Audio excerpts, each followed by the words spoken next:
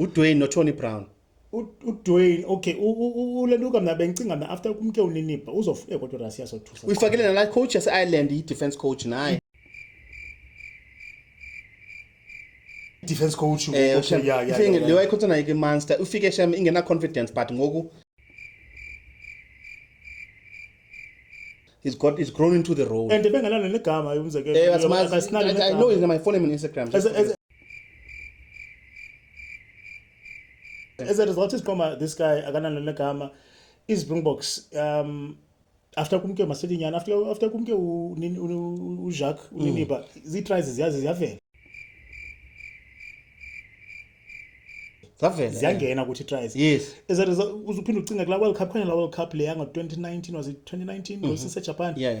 Green Wall. The Green Wall. Yeah, Green Wall. It tries because try ukuthi ziyabaleka.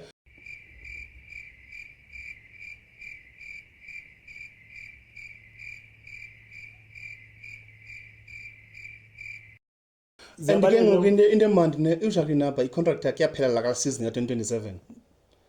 Before or after World Cup? Before kaloku. Iphela uMay contract yakhe so sangamthatha so it's not an issue. Okay. Uzaba i-consultant oncedisa. Okay. Consultant. So into ehluleke ku All Blacks. One thing about All Blacks and the culture of rugby is that they are very arrogant. Too much. Yabo? Too much. And 7-time winning coach ye Super Rugby wazi yonke into.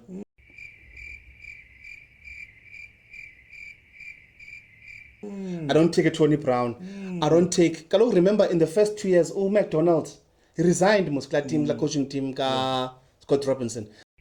2 coaches from Super Rugby, but in opposing provinces, they resigned. McDonald's, no, Leon McDonald and another coach, ne? Bamumka kla setup.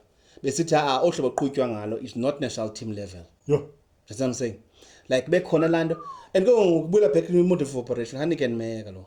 Midfield yenzele example ke abahlali kwi podcast yakhe nambe ndenzele kwi previous podcast. Yeah. Awukwazi ungena ku national team uyitreating ngathi club.